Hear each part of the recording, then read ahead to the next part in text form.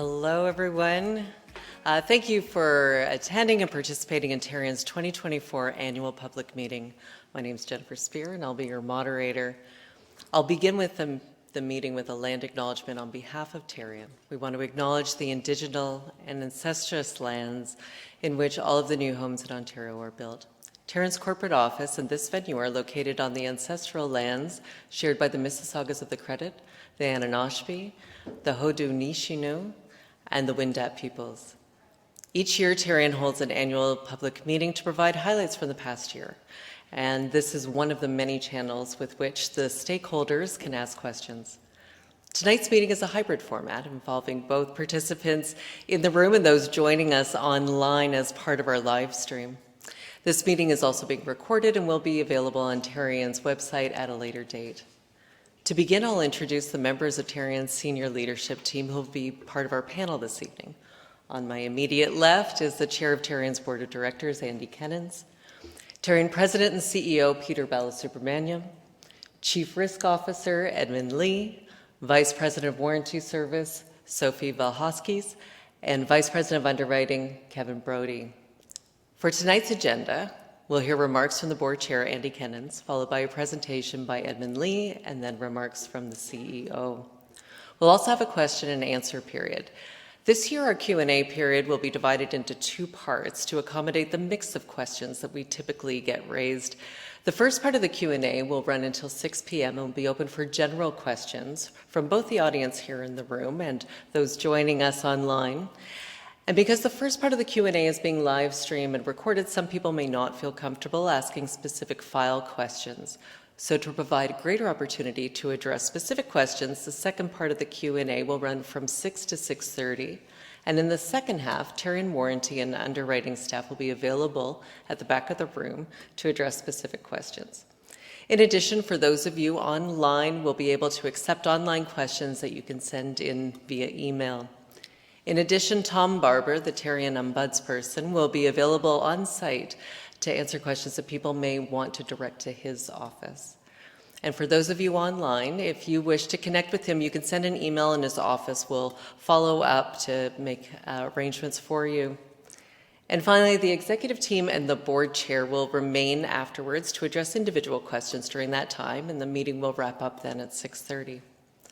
Before we move on to the presentations, just a note for those of you online, if you have questions that you want to submit during the Q&A, you can do so by emailing them to events@tarion.com. If you prefer that your question be addressed directly with you and not read out publicly, you can just indicate that in the email and we'll reach out to you during that second half of the Q&A portion. I'll now start things off by introducing Tarion's board chair, Andy Kennins.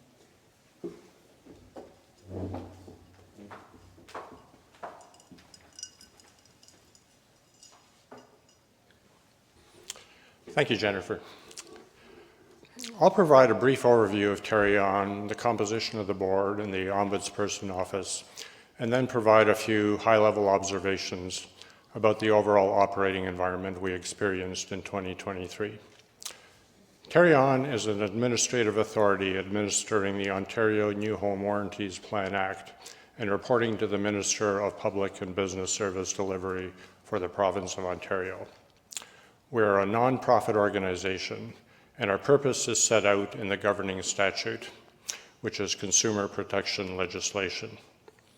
We operate independent of industry, and our role is to help homeowners and builders come to a resolution when there are disputes about the builder's warranty on a new home. When builders are unable or unwilling to resolve a warranted defect, we can help provide financial compensation to the homeowner and then hold the builder accountable under the warranty program rules. Tarion's board of directors is responsible for the general oversight of the organization, including promoting sound governance practices and setting the long-term strategy to make sure we remain consistent with our public purpose mandate. The board is not involved in day-to-day operations of the company, which is the role of management. Tarion's board is made up of 12 members drawn from a diverse range of backgrounds. We're all homeowners ourselves, and we understand the importance of a new home purchase. The experience on our board includes recent experience in insurance matters, financial expertise, regulatory, communications, social programs, and dispute resolution, among other things. Our board also includes members with experience in the new home building industry. However, the number of members with recent experience in new home building and selling is limited to a maximum of 4 out of the 12 total board members, which ensures that non-builders always make up a majority of the board. On screen, you'll see a slide identifying all of our current board members. A number of them are here in attendance. Others are following this presentation virtually. Since our last annual public meeting, we had one new member join the board, Jason Audi. More information about our board composition, including member bios, can be found on our website. One of the resources available to homeowners is our new Home Ombuds Office. This is an independent and confidential service that reports directly to the board of directors and provides recommendations regarding any case-specific or systemic issues that they identify and monitors implementation of those recommendations. Each year, the new Home Ombuds publishes their annual report that details their findings and recommendations. Last year at this time, I noted that our current new Home Ombuds was retiring, and I'm pleased to say that we were able to fill the role without any gap in service. Tom Barber is the new leader of the new Home Ombuds Office and has years of experience investigating and resolving complaints, most recently leading the Ombuds role at Workplace Safety and Insurance Board. Our board is confident he is a valuable resource for home buyers to address questions or concerns.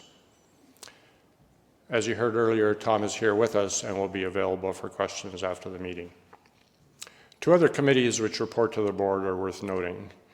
Tarion has a Consumer Advisory Council made up of recent new home buyers, home inspectors, lawyers who work for new home buyers, and others who have a background that puts them in a position to advise on issues from a new home buyer's perspective. The council reports to the board and serves to provide consumer perspectives on policy and business development. Similarly, Tarion has an Industry Advisory Council which serves the same function on behalf of the new home building industry. More information relating to these councils can also be found on our website. I'll close my remarks with some observations about the economic environment in 2023 and some of our policy level accomplishments in the past year. It's fair to say that 2023 was a challenging year filled with uncertainty and upheaval in the Ontario housing market. Interest rate increases kept many potential home buyers on the sidelines and increased borrowing costs for builders, making it more difficult for them to complete homes. The end result was that there were fewer housing starts and fewer new home purchases, all of which contributed to a challenging housing situation for consumers to navigate. Market conditions and other factors led to a number of receiverships which impacted many buyers who had put down deposits on pre-construction homes. This included the Stateview receivership, which was the largest freehold home builder receivership in the past 20 years. You may not know that the Ontario Warranty Program offers the highest level of deposit protection to home buyers compared to any other province in Canada, and as a result, Tarion was able to help many home buyers mitigate their losses. In 2023, Tarion also continued improving both warranty coverage and the claims process to help consumers. These improvements included increasing the warranty compensation limit from $300,000 to $400,000 for freehold homes, making this coverage the highest available in Canada. We also implemented changes to our warranty process that took effect at the beginning of May this year, making our processes easier to navigate and providing more opportunities for homeowners to get help from Tarion when they need it. While this annual meeting is primarily a reflection on the market in 2023, it's clear that it continues to be a challenging time for the housing market in 2024, and consumer protection has never been so important. Our board of directors are committed to working together with management to continue to evolve the new home warranty program to meet these challenges and help homeowners navigate the warranty process when needed. Thank you again for taking time to join us this evening. I'll now pass this over to Edmund Lee, Tarion's Vice President and Chief Risk Officer, for an overview of financial matters. Edmund.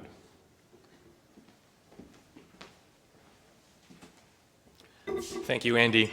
Good evening, everyone. Now, 2023 proved to be a very challenging year, like 2022, but for different reasons.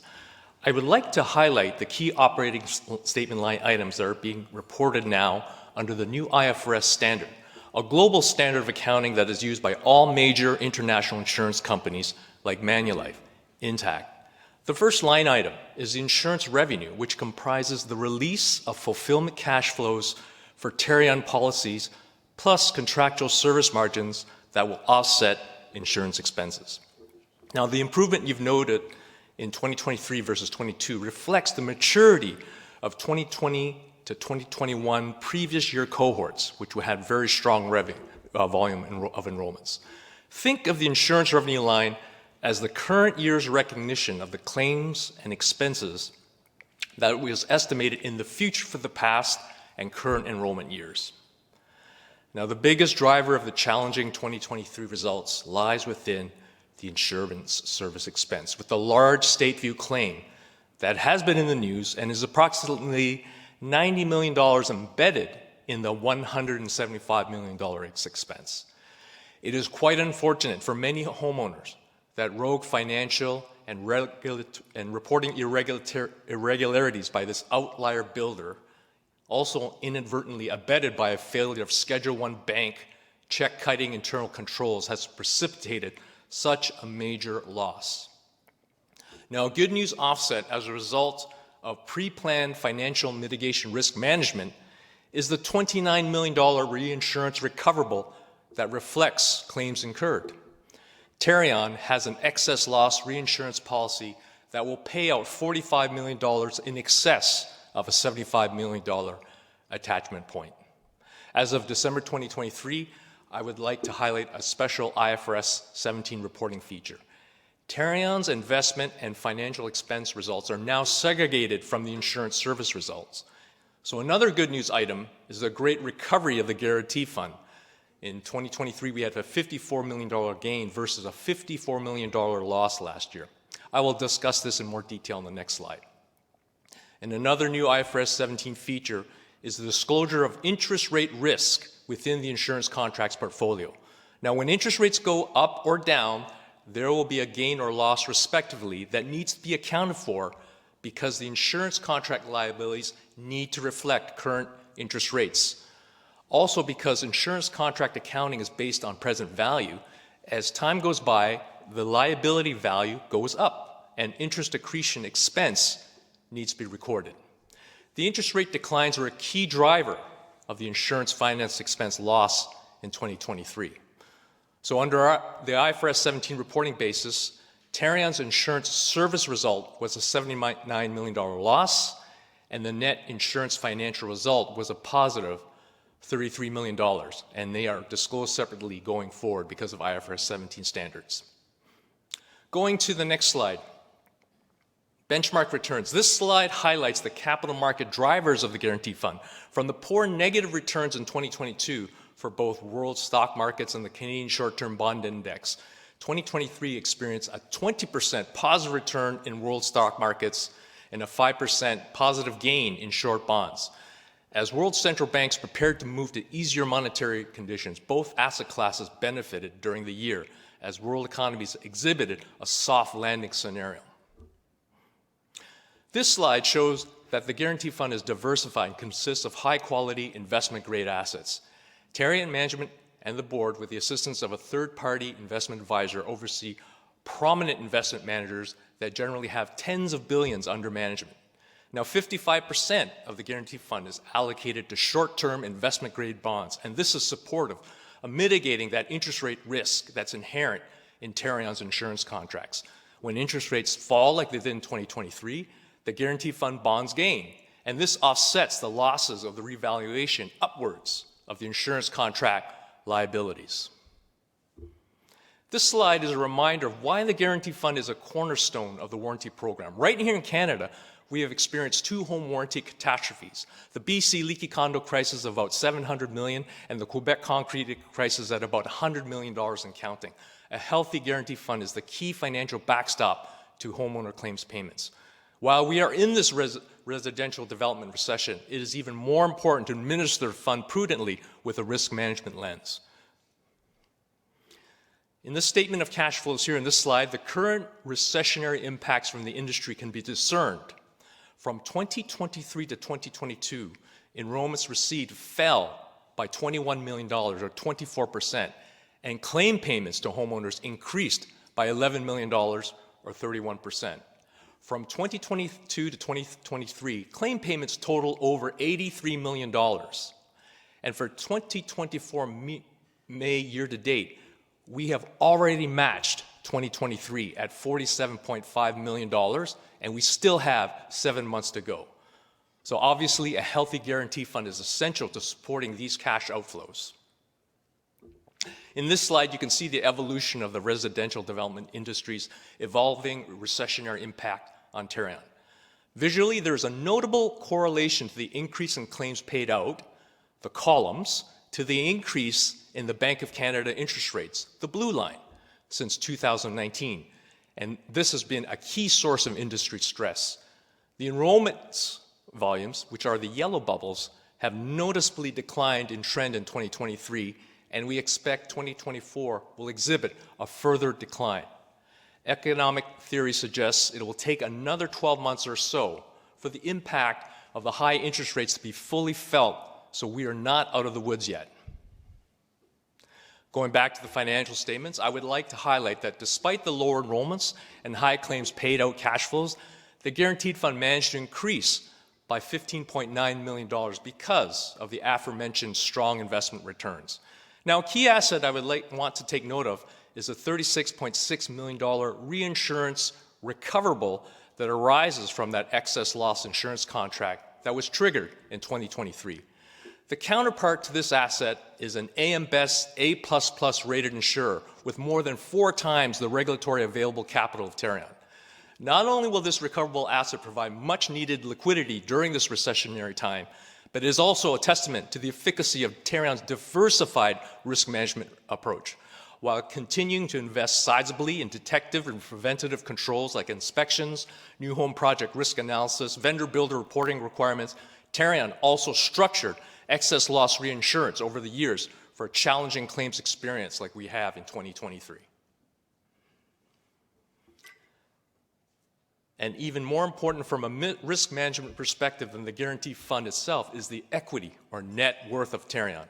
On this slide, there is $486 million of insurance contract liabilities to homeowners. And so the same amount of guarantee fund assets is essentially spoken for. Within this amount is $138 million of incurred claims, which includes monies set aside for Stateview home purchasers that Tarion will be supporting financially.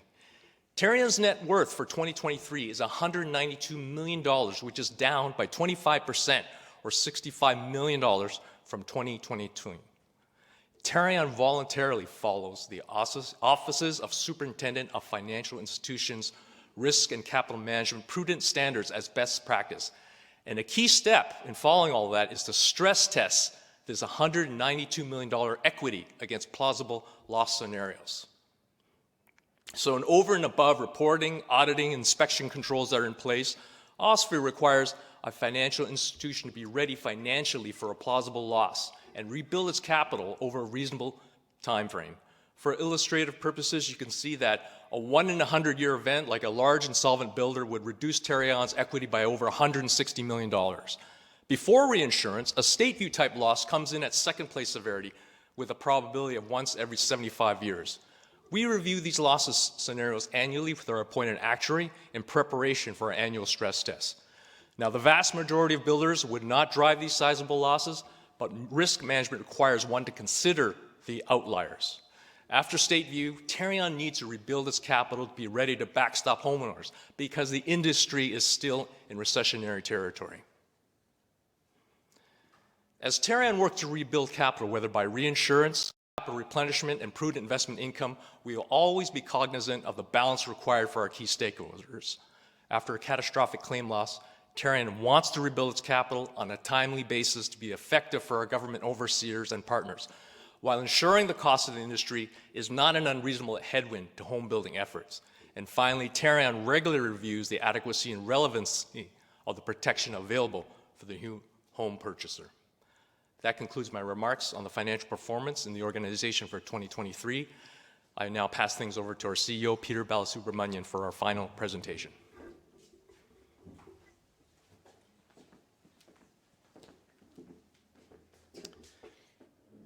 Thank you, Edmund, and thank all of you for joining us today. In this presentation, I'm going to touch on a couple of topics. I'm going to talk about the results of our annual homeowner satisfaction surveys, our enrollment data, possession data, and claims data for 2023, recent increases in illegal deposit claims and receiverships, which you heard a little bit about just now from Edmund. And I'll conclude with some comments about our continued progress on the 2019 AG Blueprint and what we've been focusing on and what we will be focused on for the balance of 2024. Now, as an organization, we receive feedback from stakeholders in a variety of ways. This meeting is one of them. In 2023, we received almost 60,000 phone calls and 80,000 inbound emails to our customer service center. About 90% of those came from consumers. We also have several ways that we ask for direct feedback from consumers on our customer service, including our annual homeowner satisfaction survey, which is an independent survey done every year to track our overall service orientation metric. The service orientation score looks at what consumers say about Tarion across three major measures: the ease of doing business, access, and listening. We also solicit information about general homeowner sentiment, including with respect to their builders. In 2023, the service orientation score was 82%. That's in line with our three-year average over the past 3 years, but it is a drop from the 85% score we had in 2022.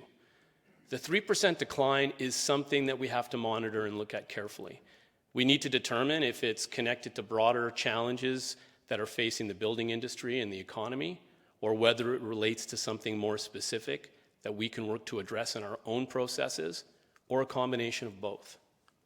Now, the dip in consumer sentiment is consistent with the overall challenges we saw with industry in 2023, as they've been facing the after effects of a COVID housing bump.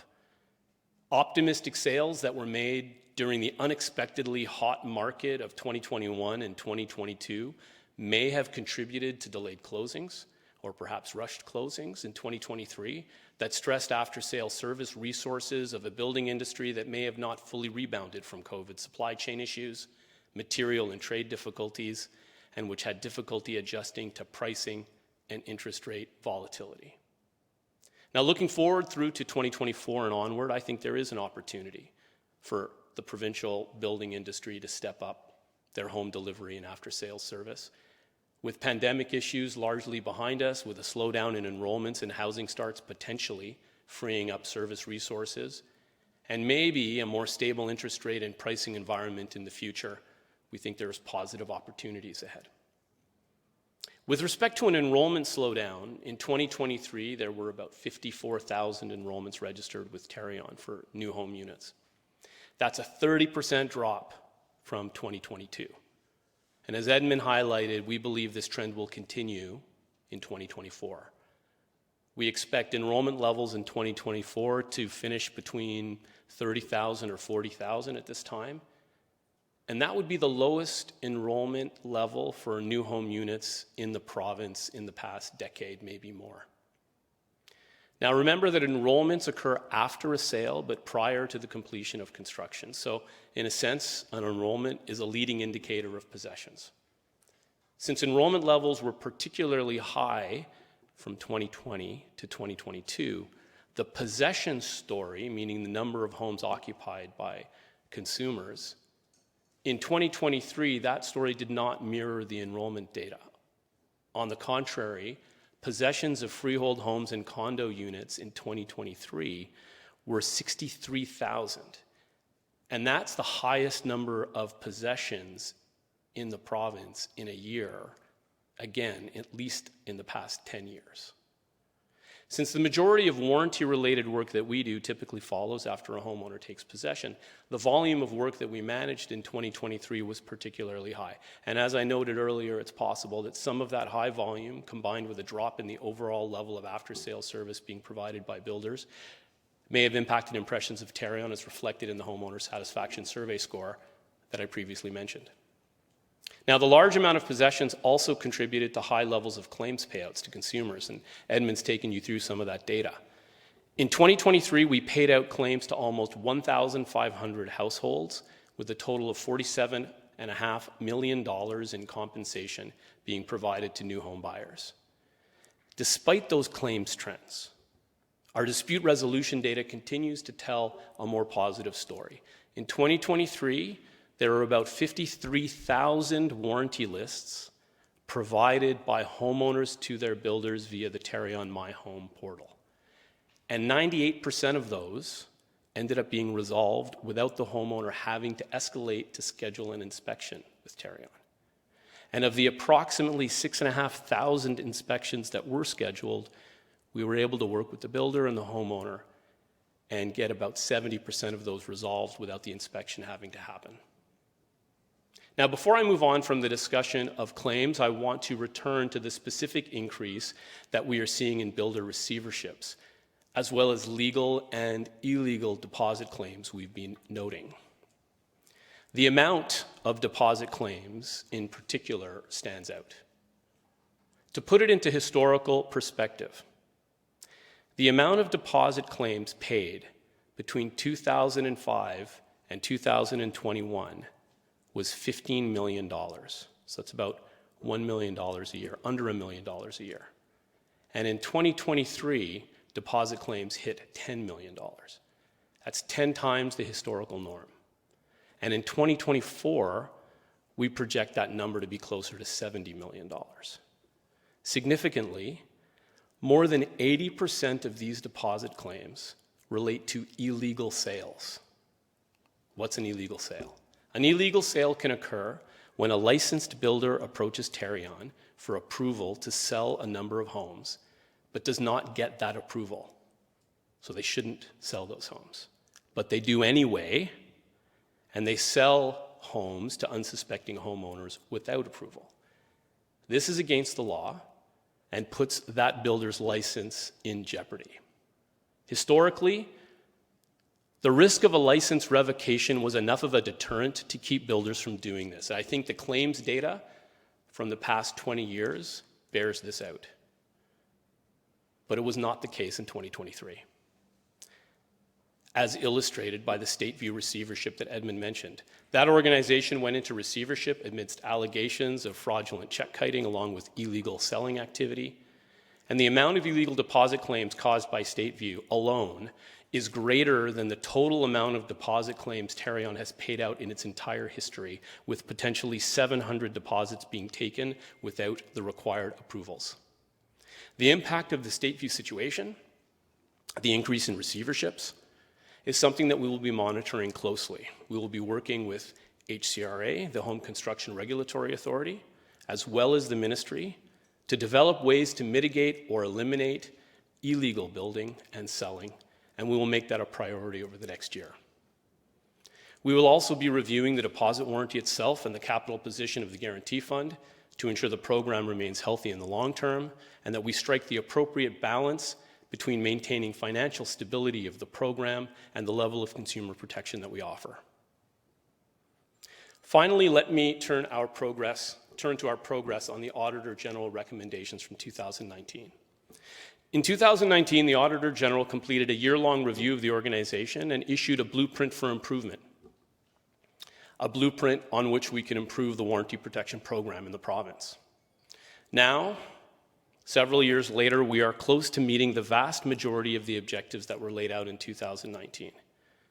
The Auditor General's review, supplementary in 2023, independently confirmed that we have met 95% of the recommendations that were aimed at Tarion. We have restructured our governance structure. We have improved the warranty program itself. We've increased and added coverages so that today the Ontario program offers the highest warranty cap for homes in the country, and offers protections like delayed closing, deposit protection, protection for radon and toxic mold that you won't find elsewhere. In 2023, we also completed a consultation and worked to allow us to launch improvements to the claims intake process, which was a key source of criticism and represented a major opportunity for improvement. In 2024, we launched the new process for homes that take possession after May, and it's less complicated, and it's made the system more easier for homeowners to access help when they need it. The new process includes that emergency problems can be raised at any time. If a homeowner has a health or safety issue, for example, or a serious water leak, they can get help right away. For non-emergency items, like cosmetic issues, the customer service timelines will still apply, but now the process has an initial submission opportunity that's 30% longer, followed by a mid-year submission opportunity, which is new, followed by a year-end submission, which has a grace period. The former 30-day window to request an inspection has been eliminated, making it easier for homeowners to ask for assistance. And most importantly, over 97% of homeowners use our My Home Digital portal to file their warranty lists. And we've invested in that technology to make sure that the portal makes it easier for homeowners by making it easier for them to see what their timelines are, providing them with email reminders, and automatically submitting lists that they have entered on time for them. On the customer service side, we will continue to focus on improving our digital support for homeowners and builders, as well as monitor the impact that these new changes have on the claims process and what the overall experience of our stakeholder becomes. We will also be focusing in 2024 on more specific operational improvements to the consumer experience, drawing from the learnings that we have made and that have come out of the challenging files which occurred through the pandemic. We will be reducing the number of handoffs on consumer files and improving our communications with homeowners as we work on their file to better manage expectations. We'll also be reviewing our process to make sure that external consultants that we hire provide their reports on a timely basis, and if there are issues, to ensure that expectations with our consumer stakeholders are properly managed and that we properly communicate with them. We've already made improvements to a number of our dispute resolution offerings, including our mediation program, and we will continue to look for other ways to make the stakeholder experience better. In short, I believe that we have accomplished a lot over the past 4 years, and as an organization, I think that we are well positioned for the future. The past 4 years have been unprecedented in terms of the pressures, both on homeowners and builders, and we've learned from that experience, and we remain committed to continuous improvement. I believe we remain on a positive trajectory, but I recognize that we still have work to do. Part of that work involves listening to what our stakeholders have to say and remaining accountable for our consumer protection mandate. And on that note about listening, I'll conclude my remarks here so we can move to our question and answer period. Thank you.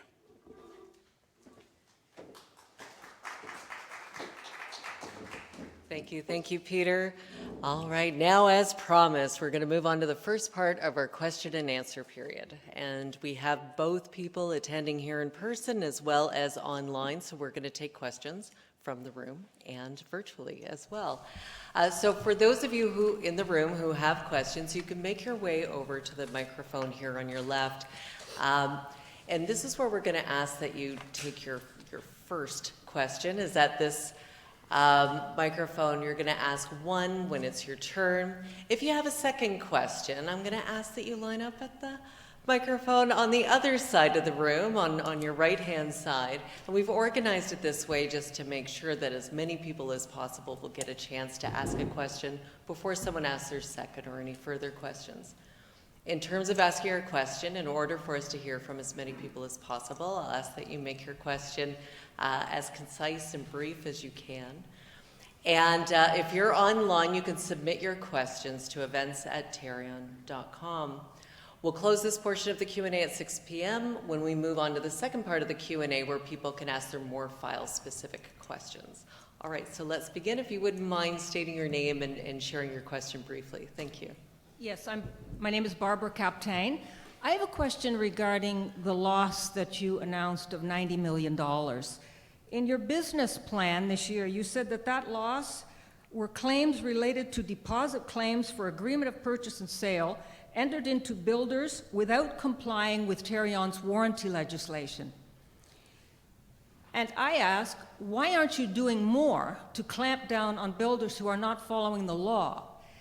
The reason for my question is that your guarantee fund is contributed to by all new home buyers, and it feels wrong that new home buyers, that our money is being used to basically bail out builders who don't follow the law.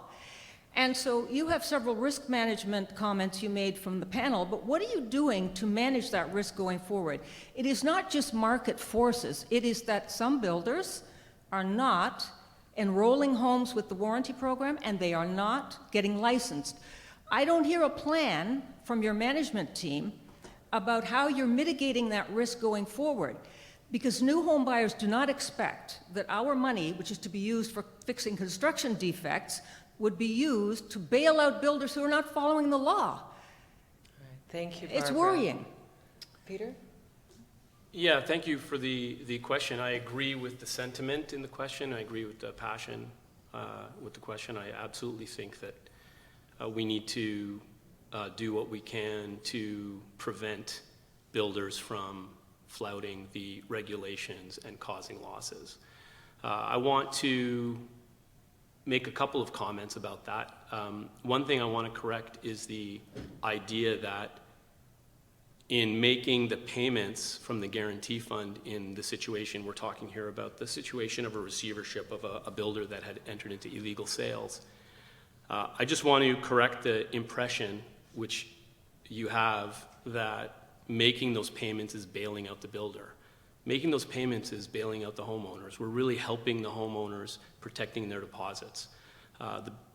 Not one part of what we are paid out goes to the builder. It's there to help homeowners who've lost their deposit money. And I really think that's an important distinction, because I know when Edmund speaks and reviews the financial statements, obviously when you look at something like this massive claim payout, you describe it as a loss. And it is a loss, but it's also the greatest single expression of consumer protection in provincial history in the new home buying industry. The $60 million, the $47.5 million, potentially $90 million that we're talking about is the single greatest outflow from the Provincial Guarantee Fund to help homeowners that has ever happened. So yes, it's a loss, and yes, as CEO, I can tell you it keeps me up at night. It stresses me out. I'm absolutely laser focused on figuring out ways we can prevent it from happening again. But at the same time, it makes me feel very positive that the exact reason why this corporation, why this organization exists, was able to be demonstrated in the way we've handled this. So I could go on. I'm going to stop because I want to get more questions in, but if you have a second follow-up question on this, you can hopefully ask it later, Barbara. Thank you. Peter, maybe I'd just add to that the benefit of paying these deposit claims to the purchasers of Ontario is something that's fairly unique to this province. And that's the case that Edmund mentioned it a little bit before, is that most other provinces in Canada actually do not provide deposit protection. So on top of the fact that it's a large amount, a number of these purchasers were actually able to get their deposits back, which they would not have been able to if they were in another province. Great, thank you. We'll go to our second question. Hi, my name is Gail Dudek, and my question is regarding the addendum that's attached to agreement and purchase and sale contracts. As I wrote to your board chair and members today regarding the mandatory Tarion-created addendum in purchase contracts, why hasn't the addendum not been revised since 2006? Many home buyers are being crushed by the loopholes in this addendum. When will you take action on this? Why did Superior Court Judge Justice Lowers say in 2020 the addendum is not consumer protective by any stretch? Even for judges and lawyers, this document is not consumer protective. Deposit protection and cancellations are part of the addendum you administer. Why haven't you done anything? I asked Wendy Moore, HCRA CEO, last week the same question. She didn't have any constructive answers for me. Thank you. Yeah, so for the folks in the audience that don't know what the addendum is, I'll just quickly describe it. There is a document that's been around for about 15 years, maybe a little more than that, that under the Ontario New Home Warranty Act legislation is required to be attached to every agreement of purchase and sale. And it contains in it a lot of information. It sets out the rules for the delayed closing, but it also provides, and I think this is kind of the core of where you're going, but correct me if I don't get it right. It also provides that if a builder is going to put a condition that needs to be met that would give them the right to cancel, they have to disclose it in the agreement. And that can work a hardship on a homeowner. And I'll get to the second point that you raise as well, which is about the complexity of the document. That was the reference you're making to the court. I think at its heart, that is about the document being difficult for people to understand. So just on the first point about the elements within the addendum that allow or provide for a builder to cancel an agreement in certain circumstances, I would support looking into that. I would support a review of that. I don't have a specific answer I can give you, although I can say that it is my understanding that the ministry is open to reviewing the addendum and may potentially do a consultation on that document in the near future. And if they do that, I would wholeheartedly support it. I do want to make one point before I go on to the second area, which is that sometimes, though, it's worth asking the question and understanding the history of how something came to be.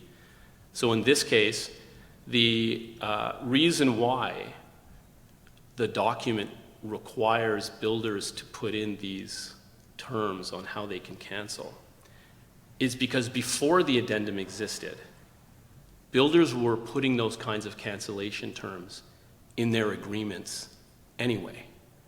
And they were burying them in their agreements, maybe not all builders, okay, but there were examples of this, where builders would hide or make it hard for the consumer to see the terms that they were inserting into their contract that would allow them to cancel. So it's not that before the addendum this didn't exist. It's that before the addendum you couldn't even find it. And so the idea behind the document was to make it very clear to the consumer if those conditions were present, they would be gathered up and put right in one place. The consumer and the consumer's lawyer could find it easily. And it was about improving disclosure. Now, as things have evolved, consumers have pointed out that it can work hardship on them, which is why I support the idea of reviewing it. In terms of the current document and the complexity of the document, which was referred to in the court case, this was something that we looked at, and the last time this issue was raised, I made the point that, we can only do things that are within our control. And we can't amend the addendum because it was created under the Ontario New Home Warranties Plan Act when Tarion was both the regulator and the warranty provider. Now, with the passing of new legislation, really the management of the addendum is no longer with our organization. That being said, I did ask my team, isn't there something that we can do? The world is filled with complicated legal documents, and there are often ways to explain them better. And so my team took on that challenge, and we did create plain language explanatory guides that could be helpful to regular homeowners who might have difficulty reading the legal language. And those explanatory guides are available on our website. I know it's not a full answer to your question, but focusing on things that are within our control, it's one small step we've done to try and be more consumer friendly in an area we can. And again, if it is open for review, I would support that initiative. Thank you. Your question, please. My name is Nina Deeb. I've been a full-time real estate broker since 1996. When I got into real estate, you were the only delegated authority. There is a director on your board of directors, which is the former Minister of Consumer Services. That's David Sibushi. he added 5 more delegated authorities. I question why the former minister that was charged with your oversight for nearly 3 years is sitting on your board. I asked one of the other delegated authorities whether it would be appropriate for Todd McCarthy to join their board after he's not in government, and they thought that was appropriate. So I do not find it appropriate that the former Minister of Consumer Services is sitting on your board. I think that that's very challenging for consumers, for myself in the sector, because you mentioned history. I do remember history, and I do know who this director is. And there he is sitting on your board. This isn't transparent, and this shouldn't be permitted. Why is the former Minister of Consumer Services sitting on your board? Thank you. Well, as a board matter, let me respond to that first. Our board is made up of 12 members. 4 are appointed by the minister, the other 8 being 4 typically from the, up to 4 from the home building industry, and then 4 other directors at large. So our board's nominating committee is involved in the hiring of the 8 directors who are not ministerial appointees. So we go through a process of determining whether their skills fit what we need, their backgrounds, and so on. With respect to the ministerial appointees, those are in the hands of the minister. So we have no influence on that. The minister appoints people that they believe will contribute to our organization, but we, as a board, have no control over who that is. Their terms, otherwise meet what other board members do, the maximum of 3 terms. So that much is the same for the ministerial appointees as the other board members, but otherwise we're not involved in that part of it.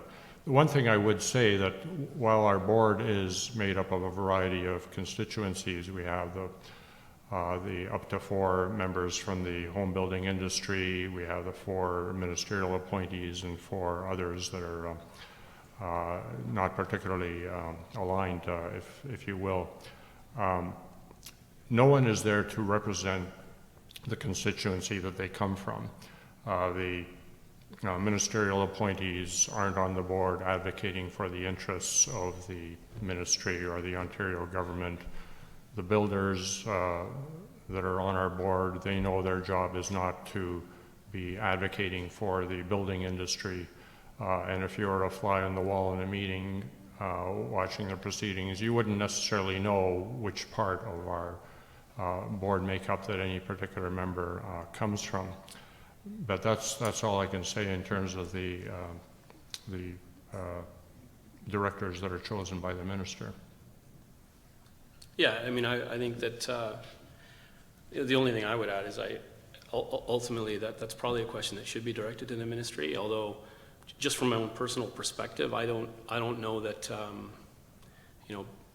being a minister that long ago it creates a conflict in my mind. So I'd be happy to talk to you more after the Q&A is over to better understand your position. And I can tell you that Mr. Tsavucci's been a great board member in my experience. So I haven't seen any issues or any conflict being raised. But I do think appreciate hearing the perspective. I think it's important to hear perspectives like this. And I think that it may be something to point out to the ministry. Thank you. Thank you, Nita. Melanie, do we have any online questions? Yes, we do. This first one, Tarion documents state when a builder enrolls new units, Tarion will complete a risk assessment based on factors that include, but are not limited to, limited recent history of enrolling homes, significant changes to the principals, officers, directors, or employees, significant changes to the business model, any warranted claims and systemic reported issues, any chargeable conciliations, and when a builder has more than one or more risk factors that merit the risk mitigation outlined in this bulletin, Tarion will analyze the builder's file to create an appropriate inspection plan. Without a doubt, the system as I have lived it is the statutory provisions in Ontario weigh in favor of the builder, our builder for certain, as they were and are allowed vast amounts of time and latitude in addressing their incompetence and deflate their accountability factor with the purchaser, all while the homes are built and more purchasers suffer the residue of their changes of employees, lack of communication, changes to the business model, warranty claims, which are systemic and chargeable conditions with HCRA. Now, the question is, how is it that a builder who Tarion is aware of, based on complaints, who meets or exceeds most of these risk factors, is allowed to build houses, enroll them in the Tarion warranty program with over 60 deficiencies, both major and minor, but is allowed to carry on without one visit from Tarion inspectors? So why don't I take that question? So with regards to what we look at, you are correct, the individual who submitted that question, we do look at a number of different factors when we're looking at the risk of a builder. First of all, I want to mention that they actually do have to have a license. So they have to have a license through HCRA. They have to maintain that license through HCRA, but they come to us when they want approval to build and sell homes. So they'd come to us to say, I'd like to build some homes. We would then look at those risk factors, and we would determine what kind of risk there is to the program. And the individual who asked the question is correct. We would look at what kind of deficiencies are there within the homes that they've previously built. If they don't have a prior history, obviously we can't look at that prior history. But any homes that they've previously built, we would look at what kind of deficiencies there were, whether or not it resulted in an instance when they did not resolve those issues and we had to get involved, and whether or not we actually had to pay out compensation. But we'd actually look at each and every one of those deficiencies that weren't resolved to determine how severe it is. I think people can appreciate that minor issues would result in a different risk factor than considering major risk factors. If there is a builder who has some very serious defects that are not resolved, that we have to get involved with, that we would have to cash compensate to a homeowner, we would take that into consideration. And there are instances when the most severe would be we would not approve them to build any future homes. So they could be correct that there might not be anybody from Tarion to go out and visit them because it's so severe, we're not going to give them permission to build again. But there are varying degrees where we could actually send out individuals. We do risk-based inspections. So we have a group within our underwriting group that would go out and actually do inspections either based on what the defects were from before or a more general site visit. But all of those factors are taken into consideration to determine if we would even allow a builder to continue to build and sell in the province. Thank you, Kevin.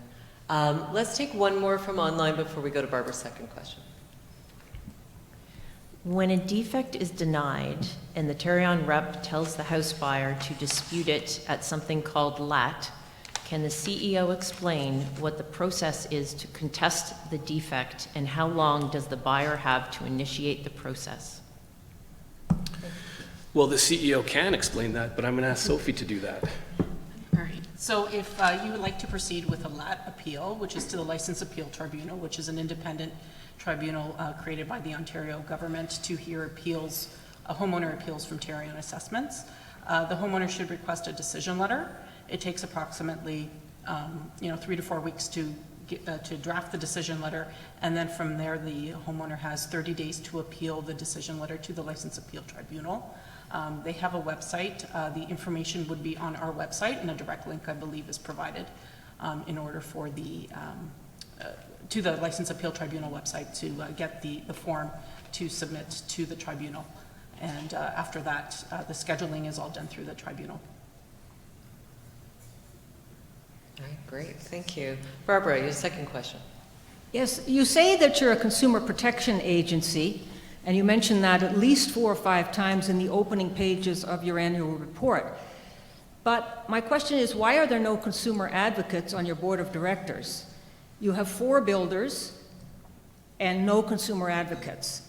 And the feeling is that the consumer perspective is not properly heard or understood by Tarion. Thank you. Yeah, as you said, we are a consumer protection organization. As we go through the process of adding board members when there is a vacancy, whether it's either in the portion of the board that is people with experience in the building industry or the other 4 positions at large.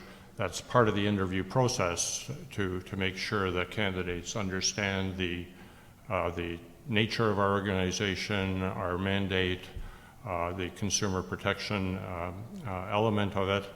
I can tell you that everybody on the board understands that we are a consumer protection organization, including those from the building industry. We take advice from consumers, both through the process of dealing with them regularly, the 80,000 contacts that Peter referred to earlier, the surveys that we do, and then we lean heavily on our Consumer Advisory Council of new home buyers, lawyers that work for new home buyers, home inspectors, and the like. So we think altogether we do understand the consumer perspective. We are always open to getting feedback. We do consultations on matters regularly where consumers give us their input on proposed changes to processes or the warranty, and that's how we get the consumer perspective into our organization. Anything you'd like to add, Peter? No? Okay, thank you. Just so you know, we're at 5 minutes, so Nita, if you want to ask your question, please. Thank you. Tarion has increased the warranty compensation limit from $300,000 to $400,000. That's an increase of 33%. Thank you. Tarion has also increased their enrollment fees. They have increased those. Their ceiling fee has been increased by 343%. So these ceiling fees of 343%, the cost to the consumer is 343%, and the benefit to the consumer, on the other hand, is only 33%.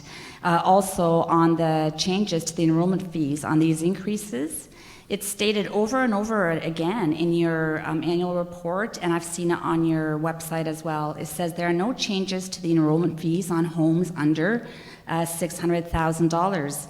That is inaccurate. The first 4 lines, there are increases in the first 4 lines in those brackets of new home purchases. That should be corrected. The question I have for you is, why is the benefit to the consumer so small of only 33% when the cost, on the other hand, is 343%? Because that's what the consumer pays. I don't think that there's been a 343% increase in the enrollment fees, so that's something I'll have to take away and try to understand. Maybe I can speak with you in 5 minutes when we're into the second part, and you can take me through your math. For the $5 million house where it did go up substantially. Right, okay. We used to have a limit where a home up to 1.5 million, they all paid the same amount, and we raised that particular cap so that expensive homes were paying more of their share. But that's the only part where there was a very large increase.